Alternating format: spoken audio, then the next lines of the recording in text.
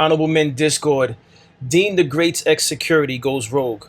Let's talk about it. How you see yourself is how you perceived. I see a man strong, gifted, head strapping, never down on his knees, begging.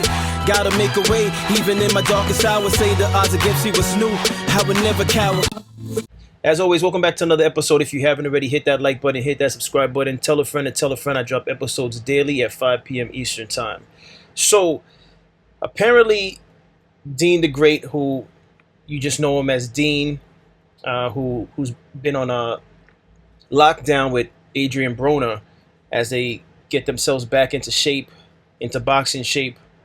They apparently, well, I should say Dean apparently fired the security, and that security has been on social media airing out Dean and is looking to basically take Dean down for things that he alleges that he knows that Dean has probably taken part of. And Dean allegedly is worried about this.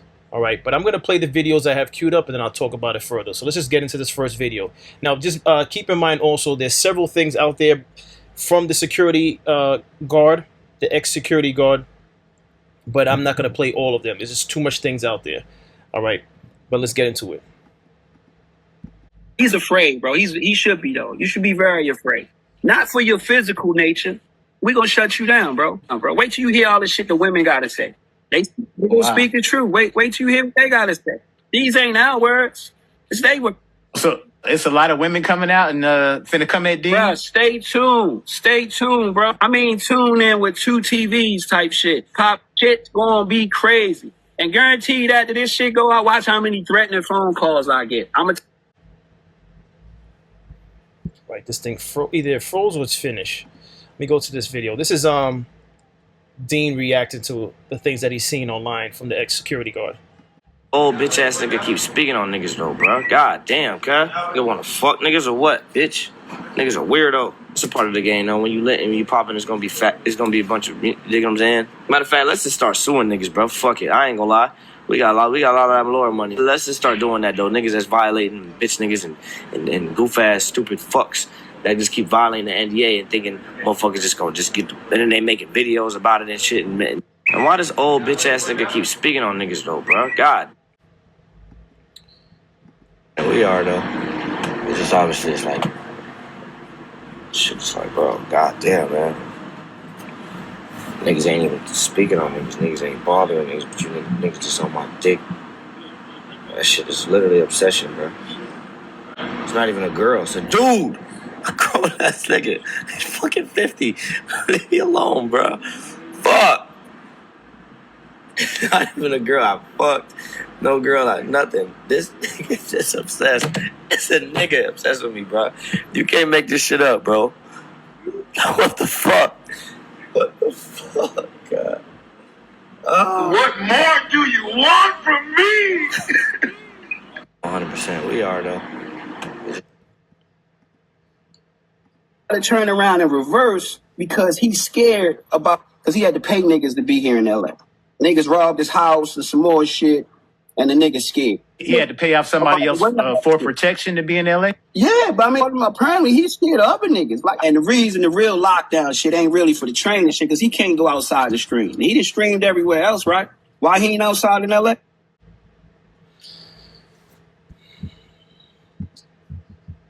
So Dean apologized, and I don't know in what order this was, but Dean at some point apologized for firing that security guard because of misinformation. So I'm going to play that, and I'm going to speak on all of this and my thoughts on all of this. Accusations against our last security guard, Shark, we got manipulated into thinking it was true. So I do want to give an apology to Shark. He was a great guy. He was honestly, our best security. You dig what I'm saying? I do want to give a big apology to Shark. So for y'all that he gets messages and stuff, he got kids and shit like that. So when you give someone allegations, it puts up their image and their, everything they've ever worked for and built, especially when they got kids and the image is withhold and shit like that. You dig what I'm saying? So apologize as a man. You dig for that. And just clean that up, though, chat. Leave him alone. W Shark in the chat. Wow, I am flabbergasted. The unbun. All right, I'm going to say this. With the little bit that I know about this, with the little bit that I just presented in this episode, I'm going to say this. He apologized as a security guard. Whether or not the apology was accepted or sufficient, if the security guard knowingly accepted certain events to take place in front of him when he was still actively being paid by Dean,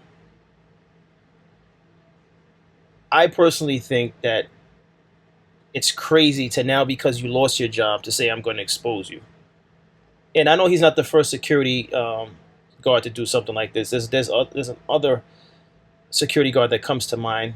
I'm not going to bring up his name, but we all know him from different platforms that he's done interviews.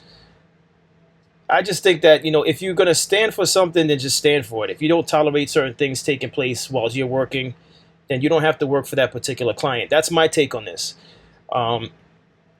If you have a standard, if you have morals, once you see that something taking place around you that you don't tolerate, you as a man, and I know it's easier said than done, because some people will say, well, you got bills to pay. Yes, you do, but it's like, it was fine when you was getting paid, but now you're not getting paid, and now it's like I'm gonna rally people up to bring you down. I just don't understand how that makes sense.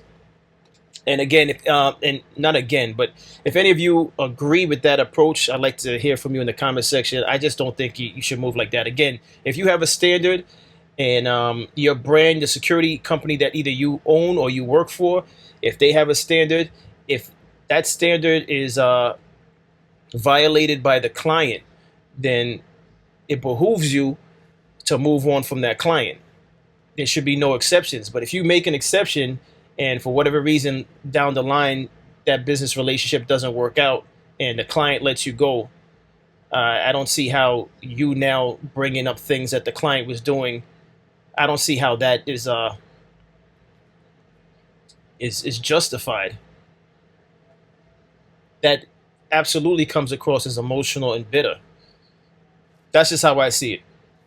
Now, as far as Adrian and Dean are concerned, I know this episode's about Dean, but I also came across things allegedly that is going on with Broner and a female. This is why I titled this "More Money, More Problems."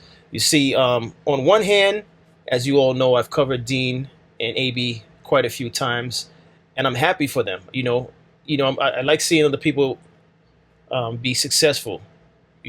But I just want them to be successful whilst doing so, whilst making smart decisions, whilst making healthy decisions. Like I said before in past episodes, that I like to see Adrian Broner sober, when he's at his best, when he's healthy, not when he's intoxicated and just doing things that are recklessly. And the same thing applies to Dean. I don't know what exactly Dean has been doing, but if it has anything to do with women, and this applies, what I'm about to say applies to both of them. That's the fastest way to lose all the money that you just recently gained. That's the fastest way to lose whatever sponsorships that you have. That's the fastest way to have your whole entire streaming service shut down. And I know a lot of people honed in more on AB. They felt like AB was completely reckless when he wasn't sober, which I agree. Some of the things that he was doing on camera, I was looking at it like, whoa, not all things are good for views. And it's not even, I'm not even saying this because it's not good for views. It's not good to be done on camera. I don't think it's acceptable even off camera. But these are grown men. They're going to live their lives the way they want to live it. But for those of you who want an honest perspective on this, I say, the fastest way to blow whatever money you have is to get yourself involved in any type of situation or situations with women that could potentially come back to bite you. If you're doing anything that isn't of a moral compass with women, it's going to come back to haunt you. It's going to come back to haunt you. You got to be very, very careful. And I can only assume, I've seen in separate interviews or separate episodes where Dean has mentioned NDA. I'm pretty sure they do that with the young ladies that they have come through on the streaming services when they're streaming. come through on the live tapings, I should say. I'm pretty sure they have these young women signing NDAs, but even still, that doesn't mean when you sign an NDA you could do whatever you want to these people that are appearing on your streams. You have to be very smart. I would hate for both of these brothers to lose what they've been building because they're making bad decisions.